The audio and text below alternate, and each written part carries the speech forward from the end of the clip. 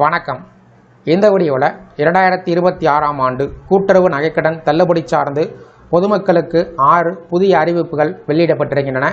இது குறித்து முழு விவரத்தையும் பார்ப்போம். இந்த வீடியோவை தொடர்ந்து பார்க்குறதுக்கு முன்னாடி நம்ம சேனலை இதுவரைக்கும் சப்ஸ்கிரைப் பண்ணாதவங்க இந்த வீடியோக்கு கீழே இருக்க ரெட் கலர் சப்ஸ்கிரைப் பட்டன் அழுத்தி சப்ஸ்கிரைப் பண்ணிக்கோங்க. தமிழகத்தில் சட்டமன்ற தேர்தல் நெருங்கி வரக்கூடிய நிலையில் தமிழ்நாடு முழுவதும் உள்ள கூட்டுறவு வங்கி கிளையில் இதுவரை காணாத அளவில் பரபரப்பு நிலவி வருகிறது. பொதுமக்கள் அதிகாலையிலேயே நீண்ட வரிசையில் காத்திருந்து நகைக்கடன் பெற முயற்சி செய்து வருகிறார்கள். தேர்தல் அறிவிப்பு வெளியாக முன்பாக எப்படியாவது ஒரு நகைக்கடன் வாங்கிவிட வேண்டும் என்ற அவசரம் பலரிடம் காணப்பட்டு வருகிறது.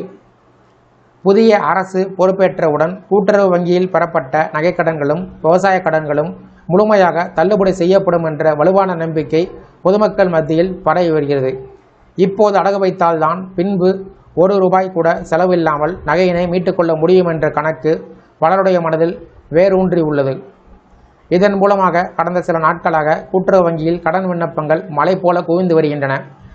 வங்கி ஊழியர்கள் கூடுதல் பணி சுமையால் வழக்கமான பணிகளை மேற்கொள்ள முடியாத நிலை உருவாகியுள்ளது.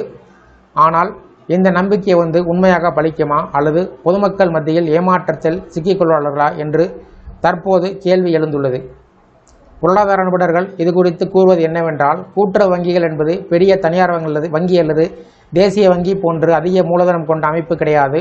இவை சுழற்சி முறையில் இயங்கி வருகிறது. அதாவது ஒருவருடைய கடன் திருப்பி செலுத்தப்பட்டால்தான் அந்த தொகை மற்றொருவருக்கு கடனாக வழங்க முடியும். அரசு தள்ளுபடியை அறிவித்தாலும் அதற்கான ஈட்டுத் தொகையினை உடனடியாக வங்கிகளுக்கு வழங்கப்படுவதில்லை என்று குற்றச்சாட்டுகள் உள்ளது. கூட்டுறவு வங்கியின் நிதி நிலைமை பாதிக்கப்படலாம். இதனால் உண்மையான அவசர தேவைக்காக கடன் தேவைப்படக்கூடிய ஏழை மக்களுக்கு எதிர்காலத்தில் கடன் கிடைக்காத நிலை உருவாகலாம். மேலும் தற்போதைய டிஜிட்டல் காலகட்டத்தில் தள்ளுபடி வழங்குவது எளிதான காரியம் கிடையாது. ஆதார் எண், குடும்ப அட்டை விவரங்கள் அனைத்தும் கணினிமயமாக இணைக்கப்பட்டிருக்கிறது.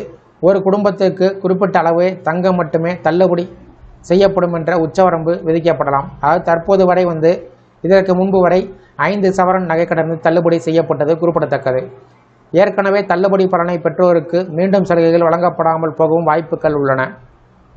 அந்தியோதய அன்ன யோஜனா அட்டை வைத்திருப்போருக்கு அல்லது வறுமை கோட்டுக்கு கீழ் உள்ளவர்களுக்கு மட்டுமே நகைக்கடன் தள்ளுபடியில் முன்னுரிமை வழங்கப்படும் சூழல் உருவாகலாம். இத்தகைய நிலையில் வெறும் வதந்திகளை நம்பி புதிய கடன்களை ஏற்றுக்கொள்வது ஆபத்தான முடிவாக மாறலாம். ஒருவேளை நீங்கள் வாங்கிய கடன் தள்ளுபடி விதிகளுக்குள் வரவில்லை என்றால் அந்த கடனுக்கு வட்டி சேர்த்து நீங்கள் கட்ட வேண்டிய நிலை ஏற்படும். இது ஒரு அபாயமான நிலை. தேர்தல் கால வாக்குறுதிகளை கவர்ச்சியாக தோன்றினாலும் அதன் பின்னணியில் உள்ள நிதி மற்றும் நிர்வாக சிக்கல் மக்கள் கவனத்தில் கொள்ள வேண்டும் என்பது சமூக ஆர்வலர்களின் கருத்தாக உள்ளது. எனவே புதிய நகைக்கடன் பெறுவதற்கு முன்பாக உண்மையாகவே உங்களுக்கு நகைக்கடன் தேவையா, திரும்ப செலுத்தக்கூடிய திறன் உங்களிடம் உள்ளதா, வரையறுக்கும் விதிமுறைகள் என்ன என்பதனை முழுமையாக ஆய்வு செய்து முடிவெடுப்பதே விவேகமான செயலாக இருக்கும். இந்த வீடியோ குறித்த உங்களுடைய கருத்துக்களை கமெண்ட் செக்ஷனில் பதிவு பண்ணுங்கள். இந்த வீடியோ பிடிச்சிருந்தா வீடியோக்கு ஒரு லைக் பண்ணுங்கள். இந்த வீடியோவை அனைவருக்கும் ஷேர் பண்ணுங்கள். நன்றி.